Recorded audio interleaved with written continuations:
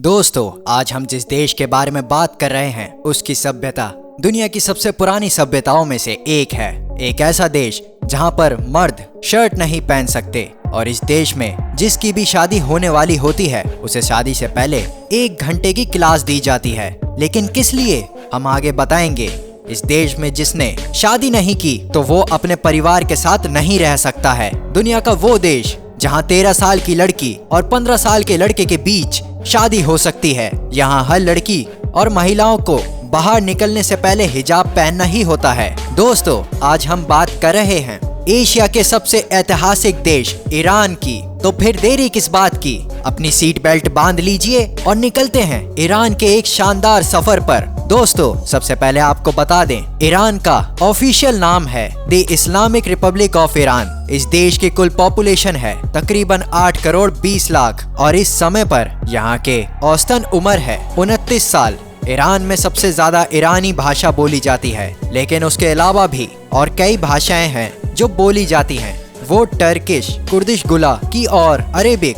यहाँ पर कम से कम एक आदमी 2 भाषा तो बोलता है। ईरान का वर्जन भाषा में मतलब होता है लेआउट ऑफ आर्यन। यहाँ के लोग अपने आप को मानते भी हैं कि वो आर्यन के वारिस हैं। एक जमाने में आर्यन का बहुत दबदबा था इस दुनिया पर। ईरान देश का बॉर्डर 10 अलग अलग देशों से जुड़ा हुआ है। इसमें से Turkey, Iraq, Afghanistan, Pakistan, Turkmenistan, Armenia और अजरबैजान प्रमुख हैं। इस देश में 99% लोग इस्लाम धर्म को मानते हैं, जबकि 1% ही लोग दूसरे धर्म के वहाँ रहते हैं, जिसमें ईसाई, यहूदी और पारसी धर्म के लोग हैं। ईरान की राजधानी है तेहरान और ये यहाँ का सबसे बड़ा शहर भी है। लेकिन आपको बता दें कि ईरान को पिस्ता की राजधानी भी कहा जाता है, क्योंकि यहाँ से दुनिया का 20% पिस्ता का एक्सपोर्ट किया जाता है। जी हाँ, यहाँ से पिस्ता का निर्यात बड़े पैमाने पर किया जाता है, जो कि इस देश की आर्थिक स्थिति को सुधारने में बड़ा काम करता है। और इसके साथ ही इसमें केसर का भी बड़ा मात्रा में उत्पादन होता है। ये बात तो हम सभी जानते हैं कि ईरान देश में तेल की कोई कमी नहीं है। यहाँ से तेल एक्सपोर्ट करके दुनिया के अलग अलग देशों में भेजा जाता है और यहाँ 125 बैरब तेल का भंडार है। यह देश जो कि दुनिया का कुल 10% है। आपको बता दें कि ईरान हर दिन लगभग 4 मिलियन बैरल तेल पंप करता है और यही इस देश की मुख्य आय है। तेल बेचना यहाँ का सबसे बड़ा पैसा कमाने का तरीका है। दरअसल बात यह है कि इस देश में पानी की कमी है, लेकिन तेल की नहीं। दुनिया में ये दूसरा सबसे बड़ा प्राकृतिक गैस उत्पादक देश है, जब वहीं तीसरा ऑयल रिजर्व। ईरान में पानी की बहुत समस्या है। यहाँ पर बारिश ना के बराबर होती है। क्या आप यकीन कर सकते हैं, इस देश में 4 इंच से भी ज्यादा नीचे साल में बारिश होती है। वहीं देश के कई हिस्से ऐसे भी हैं जहाँ बारिश ही नहीं होती। आज भी आधा देश की मार झेल रहा है, लेकिन लोगों ने तरह तरह से जुगाड़ ढूंढ लिया है घर तक पानी पहुँचाने के। दोस्तों, ईरान बहुत ही अलग देश है। यहाँ पर शादी को लेकर बहुत ही अजीबोगरीब नियम बने हुए हैं।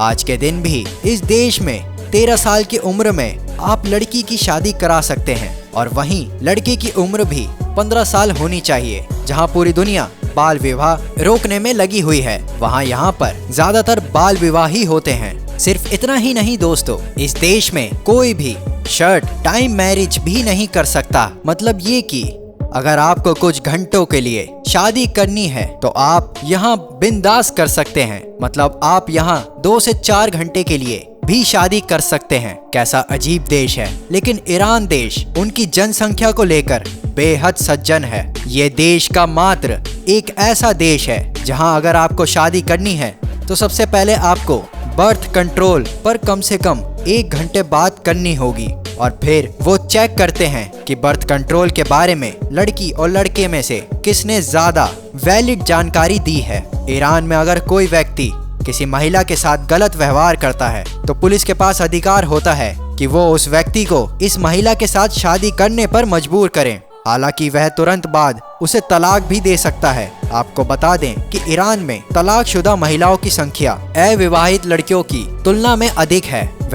ईरान देश में एयर पोल्यूशन की स्थिति बहुत ज्यादा खराब है। यहाँ हर साल कम से कम 27 लोगों की मौत खराब हवा की वजह से होती है। दुनिया की हर सरकार इसके लिए चिंतित है, लेकिन इसको लेकर किसी भी तरह की कोई बदलाव नहीं हो पा रही। कभी कभी तो यहाँ पर सांस लेना भी मुश्किल हो जाता है। ईरान हमेशा विवादों और गलत वजहों से ही सुर्खियों में रहता है। इस सब के बावजूद भी ये भारत का अहम राजनीतिक और आर्थिक सहयोगी है। पश्चिमी एशिया के तकरीबन सभी देशों में ईरान के साथ भारत के सबसे नजदीकी संबंध रहे हैं। इस देश में आज भी सैटेलाइट टीवी के इस्तेमाल पर पूरी तरह से बैन लगा हुआ है। ईरान में कोई भी अपनी मर्जी का चैनल नहीं देख सकता है। मतलब इस मामले में इनका हाल भी कुछ नॉर्थ कोरिया जैसा ही है। ऐसा इसीलिए क्योंकि यहाँ के सरकार को लगता है कि वेस्टर्न चैनल को देखकर देश का जवान बिगड़ सकता है, और इसीलिए यहाँ पर इंटरनेट पर भी लिमिट है।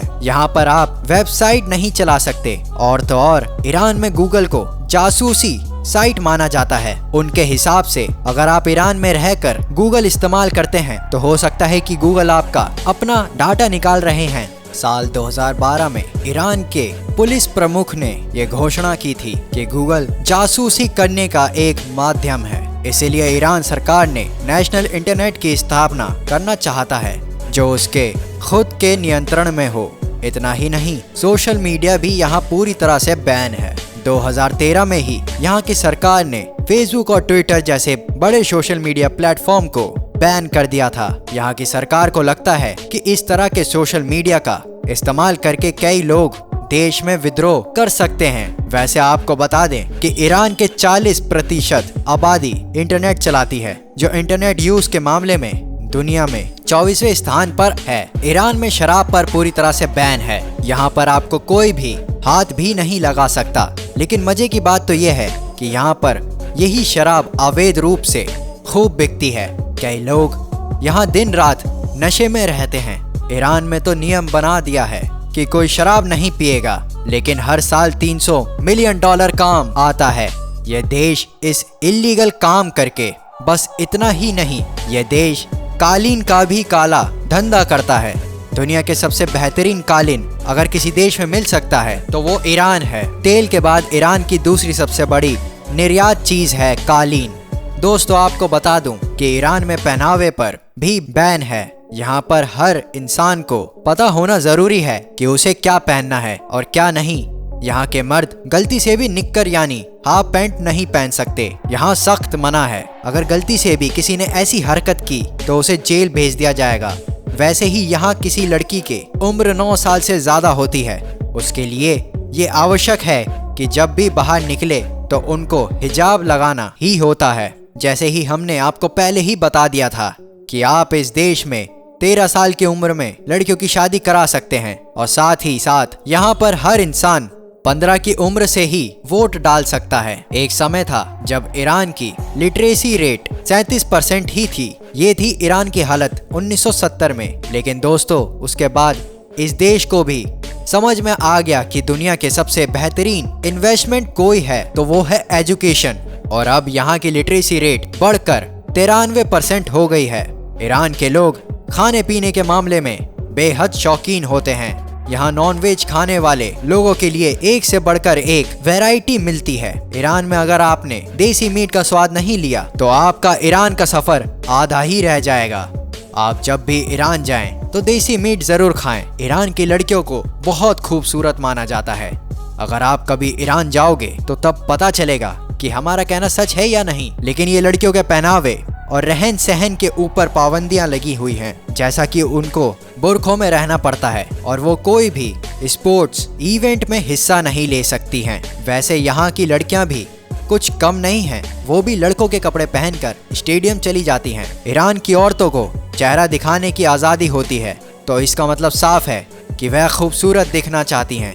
इसलिए आप जब भी ईरान जाएंगे तो आप देखेंगे कि हर तरफ 8 में से 10 महिलाओं के नाक पर एक बैंडेज लगी हुई होती है, जिसका मतलब होता है कि उस महिला ने हाल फिलहाल के दिनों में नोज प्लास्टिक सर्जरी करवाई है। यहाँ पर आपको महिलाओं के साथ पुरुष भी नाक पर बैंडेज लगाए हुए दिख जाएंगे, क्योंकि यहाँ के लड़कों के बीच नाक की प्लास्टिक सर्जरी का बहुत क्रेज है। अब आपको बता दें कि ईरान देश में एक बहुत महत्वपूर्ण मान्यता है। यहाँ पर आप अगर किसी के भी घर जाओगे तो आपको फूलों का गुलदस्ता लेकर ही जाना पड़ता है। अगर आप गुलदस्ता लेकर नहीं जाएंगे तो यहाँ के लोग आपसे नाराज हो जाएंगे। ईरान के लोग बहुत ही फ्रेंडली नेचर के होते हैं, तभी तो यहाँ पर जो भी जाता है घूमने के लिए तो उसे ज्यादा परेशानी नहीं होती है। यहाँ के लोग इतने अच्छे हैं कि हर टूरिस्ट को बड़े ही अच्छे से प्यार से मदद करते हैं। यहाँ के लोगों के बीच किसी भी चीज़ों को लेकर कोई भी घमंड नहीं है। तो चलिए दोस्तों, अब हम आपको बताते हैं कि क्या है यहाँ के वीज़ा प्रोसेस। आपको बता दें कि अगर आपके पास सारे डॉक्यूमेंट मौजूद हैं तो आपको वीज़ा 9 से 10 दिन में मिल जाएगा। ईरान में घूमने के लिए 6 से 7 दिन के अंदर 48 से 50 हजार खर्च करने होंगे। दोस्तों, ईरान की करेंसी इन रियल नियर है, जिसकी वैल्यू भारत रुपए से कम है। तो दोस्तों, ये दुनिया का सबसे ऐतिहासिक देश ईरान आपको कैसा लगा हमें कमेंट में जरूर बताएं। और वीडियो को अगर अभी तक लाइक नहीं किया तो वीडियो को लाइक करें और चैनल को सब्सक्राइब करके बेल आइकन जरूर दबाएं। मिलते हैं एक और नई अमेजिंग फैक्ट्स के साथ।